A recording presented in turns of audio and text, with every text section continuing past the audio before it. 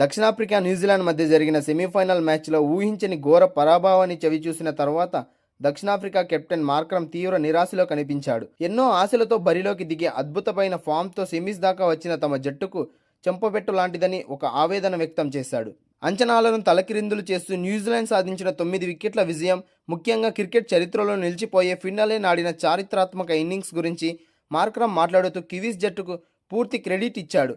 ఈ మ్యాచ్ ద్వారా తాము ఎన్నో పాఠాలు నేర్చుకున్నామని, టోర్నీ అంత అద్భుతంగా ఆడిన మా ఆటగాళ్లను చూస్తే చాలా గర్వపడుతున్నానని మార్క్రమ్ తెలిపాడు. మ్యాచ్ గురించి మార్క్రమ్ విశ్లేషిస్తూ, మొదట్లో పిచ్ పరిస్థితులను న్యూజిలాండ్ బౌలర్లు చాలా అద్భుతంగా సద్వినియోగం చేసుకున్నారని, బంతి తాము ఊహించని విధంగా బ్యాట్ పైకి రాలేదని, కొన్ని బంతులు ఆగి వస్తుంటే మరికొన్ని బాగా కిందకి ఉండిపోయాయని, దీనివల్ల పరుగులు చేయడం మాకు చాలా కష్టమైందని చెప్పుకొచ్చాడు. ఆ తీవ్రమైన ఒత్తిడిలోనే తాము వెంటనే వికెట్లు కోల్పోయామని, బయట నుంచి చూసేందుకు బ్యాటింగ్కి పిచ్ బాగా అనుకూలంగా కనిపించినా ఆ పరిస్థితులకు తాము త్వరగా అలవాటు పడి ఉంటే బాగుండేదని అభిప్రాయపడ్డాడు. కాస్త పాతకాల పద్ధతిలో నిలకడగా ఆడి ఎలాగోలా 190 పరుగుల దాకా చేరుకుని ఉంటే మ్యాచ్లో తమకు మరింత పట్టు దొరికేదేమో అని తన మనసులోని మాటను పంచుకున్నాడు. అయినప్పటికీ వికెట్లు పడుతున్న కష్టకాలంలో కూడా 170 పరుగుల నుంచి ఒక మంచి స్కోర్ సాధించడం నిజంగా గొప్ప విశేషమేనని తన బ్యాటర్ల పోరాటాన్ని మెచ్చుకున్నాడు. సగం ఆట ముగిశాక 170 పరుగుల లక్ష్యంతో తాము ఖచ్చితంగా గట్టి పోటీ ఇస్తామని, మ్యాచ్ చేతుల్లోనే ఉందని భావించాడు. కానీ టీ20 క్రికెట్లో పవర్ ప్లే ఎంత కీలకమో న్యూజిలాండ్ బ్యాటర్లు నిరూపించారు.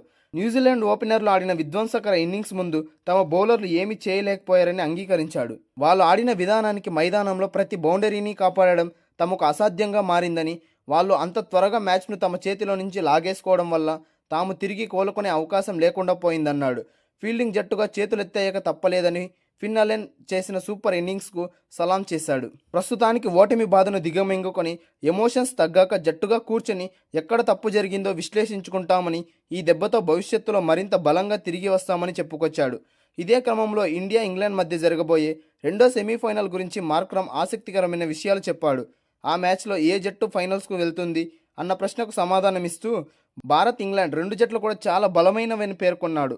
అయితే ఇలాంటి కీలకమైన నాకౌట్ మ్యాచ్లో కేవలం భారీగా స్కోర్ రన్స్ చేస్తే సరిపోదు, భీకరమైన బ్యాటింగ్ లైనప్ ఉంటే సరిపోదు. ఆ తీవ్రమైన ఒత్తిడిని ఏ జట్టు అయితే సమర్థవంతంగా తట్టుకొని నిలబడుతుందో, పరిస్థితులను బట్టి ఏ జట్టు అయితే తమ నరాలను అదుపులో ఉంచుకుంటుందో ఆ జట్టే విజేతగా నిలిచి ఫైనల్లో అడుగుపెడుతుందని మార్క్రమ్ కుండ బద్దలు కొట్టినట్లు చెప్పాడు.